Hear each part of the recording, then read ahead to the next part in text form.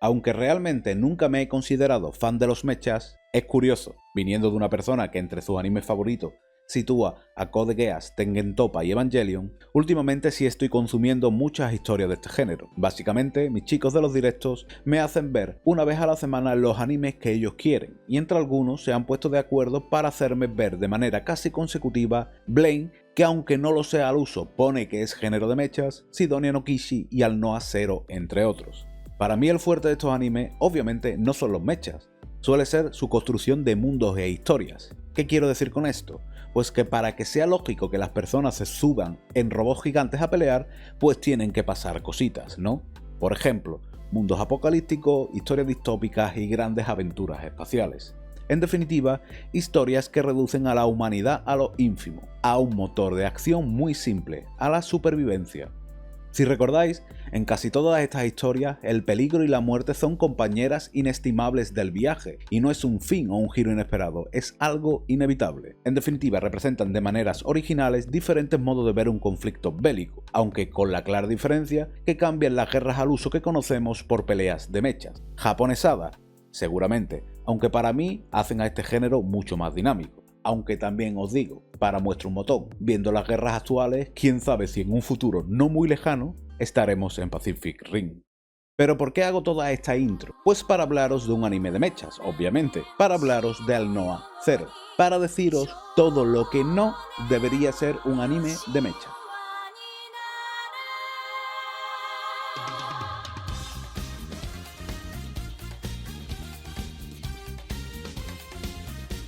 Alnoa Zero nos presenta la historia distópica y bélica de una humanidad dividida en dos y enfrentada entre sí, los terrestres y los que emigraron a Marte, que encontraron allí una tecnología marciana muy superior a la terrestre en ese momento, llamada Alnoa. Tecnología que, surprise, utilizaron con propósitos militares y crearon, entre otras cosas, mechas de tecnología punta, muy superiores a cualquier otra arma bélica del momento.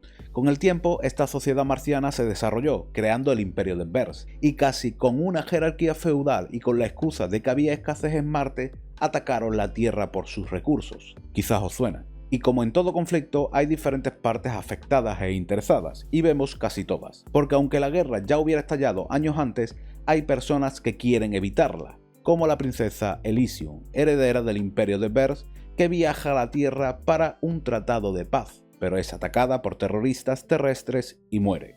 Hay dos mentiras aquí. La princesa no muere, era una doble, y los terroristas realmente eran de Marte, porque había caballeros orbitales, la nobleza de Verse, que querían por sus propios intereses que el conflicto no acabase, y cómo no acabaría, pues si en la Tierra moría la heredera al trono.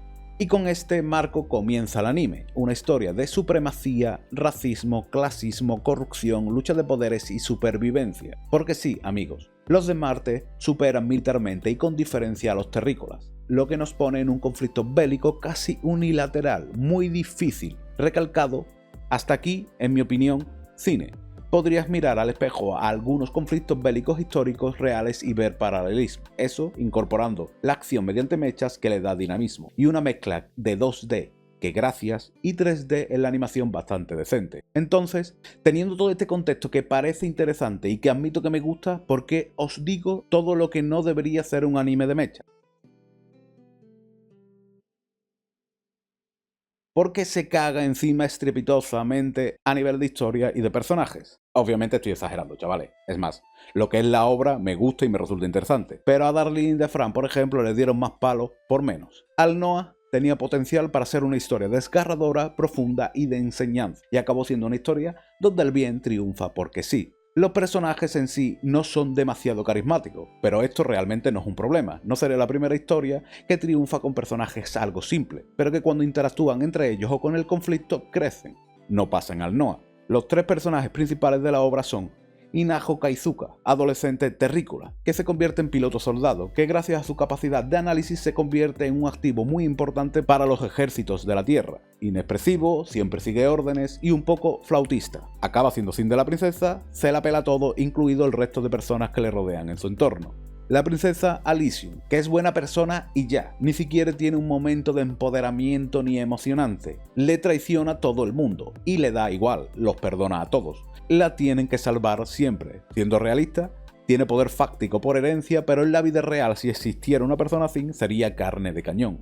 Y el último personaje es Sláine, que aunque lo odie mucho, es el mejor personaje, y no porque sea impresionante, sino porque al menos tiene algún cambio o fase evolutiva. Pasa de ser un sim de la princesa porque le salvó la vida, que puede ser entendible, a un tío ambicioso que escaló de los más bajos hasta conseguir el poder, acabando con algunos por el camino, aunque luego al final vuelva a acabar siendo un sim de la princesa. Pero bueno, yo creo que sí que era ambicioso y es el personaje quizás más gris de la obra. Pero incluso con estos personajes podías tener una historia épica y heroica, pero la epicidad y el heroísmo solo surgen cuando te enfrentas al peligro o momentos difíciles, y eso nunca pasa.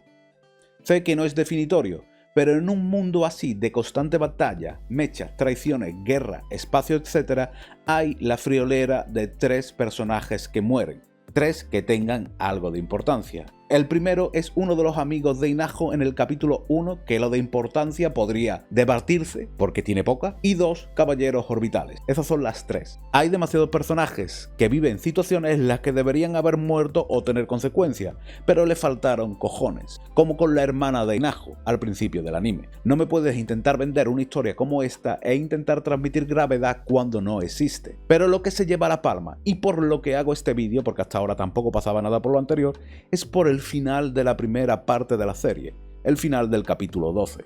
Tras mucha acción, donde vemos a la Tierra defenderse de Marte, vemos como Inajo y la princesa se infiltran en un castillo de desembarque de Marte, y allí, tras una serie de sucesos, coinciden el conde Sassbaum, Sláine, Inajo y la princesa, los 4 personajes más importantes de la serie hasta ese momento. Cine, os cuento. El conde Sassbaum es el noble marciano artífice del intento de asesinato de la princesa, cosa que no ha conseguido. Al verla, intentando sacar el cuerpo inconsciente de Inajo de su mecha, le pega un tiro en la cabeza. En ese momento llega Sláine, que al verlo balea rabioso al conde Sassbaum. Luego, al mirar el cuerpo de la princesa, ve como Inajo, que había recuperado la conciencia, se arrastra para intentar llegar a la princesa. Incluso la ve muerta. Sláine se acerca y le pega un tiro en la cabeza a Inajo. Esta secuencia es oro. Es brutal, es lo que es la guerra. Por mucho que haya sentimientos, las cosas se joden en un suspiro. Y ahí acaba la temporada. Mi suerte, empecé instantáneamente la siguiente parte y lo siento por aquellos que esperaron con ganas durante mucho tiempo lo que pasó a continuación. Porque la continuación de esto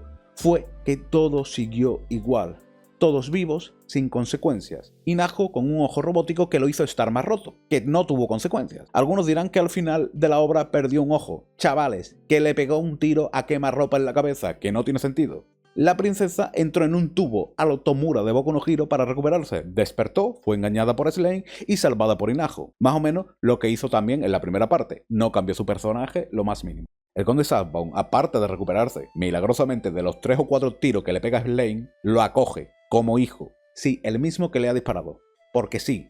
Primero, si es por honor, ¿dónde está el honor de este personaje para traicionar a su princesa? Segundo, si es porque le conviene dada la situación, le era más conveniente traicionar a Sláine después, tal como Sláine hizo con él. Porque sí, amigos, Sláine es el único que más o menos tiene sentido. Se convierte, por así decirlo, en el villano. Pero lo sería aún más si hubiera muerto alguien. Se convierte en alguien con poder, traiciona a Sassbaum y se convierte en su heredero. Raro, pero sí. Es el único al que el evento de ese final le cambia el paradigma del personaje. Hasta ese momento era un perrito faldero de la princesa, pero ahora empieza a escalar en la jerarquía de los caballeros orbitales. Pero ahora fuera de los temas de las consecuencias, que sé que no es definitorio para hablar de la calidad de una obra. Hablo ya más de un tema personal, porque me jode. Es un tema de respeto, de ética, de que siento que me han engañado, de que se ríen de mí. Es el tema de este final, de este baiteo tan desagradable, porque no puedo criticar la creación de ganchos en ciertos puntos de la historia, nunca fui muy fan, eso es verdad, pero lo considero necesario para que ciertas cosas enganchen o se hablen de ello. Pero una cosa es eso y otra cosa es lo que hicieron con Alnoa. Te crean una escena brutal, épica sin retorno, en una historia bélica con potencial de cambio y con coherencia, que encaja con el momento y con lo que querían contarnos. ¿Para qué? Para nada, todo sigue igual. Para eso no tenían que hacer esa escena e ilusionarme de esa manera, porque igual que digo que me ilusiono, puedo decir que me siento engañado y lo critico, porque igual que puedo decir lo buena escena que fue, por las consecuencias puedo decir que fue irrelevante. Algunos dirán, bueno, cambió la estructura de poder, ahora Sláine esconde, bla bla bla bla bla bla. que le dispararon a quemarropa a 2 personajes en la cabeza y a otro le pegaron 3 o 4 tiros, que no, que deberían haber cambiado más cosas y haber afectado más a nivel narrativo, que debería haber supuesto más para la obra, que dijeron, les vamos a romper el culo con el giro, pero luego recogemos cable. No fueron honrados. Por ejemplo, piensen en el final más happy friendly posible de este anime. Todos vivos, check. Firman la paz, check. Slain perdonados, check. La princesa emperatriz, check. Pero es que hasta incluso haciendo esto para agradar a todos, se cagan encima. Y al final no hacen lo más evidente, que era reunir a la princesa con Inajo, que literalmente estaba viva gracias a él. Y no lo hacen. Pero vamos a ver, no te pido que acaben juntos porque entiendo que por narrativa y por historia no pueden acabar juntos porque vienen de mundos totalmente diferentes. Pero al menos una escena de agradecimiento, o al menos una escena donde se dé a entender que se encontraron. La escena donde sale Elysium, la princesa, con su futuro prometido, hablando en el barco de cosas que Inajo le contó, ahí me pones un plano desde atrás donde está la princesa, Inajo se acerca con banda sonora y ya está, mucho mejor, no me hace falta ni conversación, se da a entender que se reencontraron, ¿para qué? Para lo que sea, me da igual que no acaben juntos, pero algo, ya que lo ibas a hacer, lo podrías haber hecho hasta mucho mejor, lamentable. Pero, como me dijo un sabio, un beso de 3 entre Slain, Inajo y la princesa, al estilo de las 100 novias, hubiera resuelto todo este conflicto bélico en la historia y todos los problemas narrativos de los guionistas. Amén. ¿En qué estrella estará? Obviamente, amigos, toda esta reflexión está demasiado influenciada por las expectativas e ilusiones que me creé de antemano viéndola. Y también es una dramatización. Repito, la historia me gustó y no considero que esté mal hecha, pero tenía mucho más potencial y para lo que debería ser un anime de mechas, no me da. No me vale, no me conformo y seré exigente con estas historias que prometen tanto y luego no lo consiguen. Así que nada, amigos, ahí va mi take, mi opinión de lo que ha sido Aldnoah Zero. Espero que les haya gustado. Entiendo que a lo mejor es un poquito polémica y a algunos que os va a gustar Aldnoah no estaréis de acuerdo, pero déjenme en comentarios qué parte es vuestra favorita de Aldnoah, por qué os gusta y demás. Así que nada, chicos, dejen su like, suscríbanse, dejen hype si os sale y nos vemos en el siguiente. Hasta luego.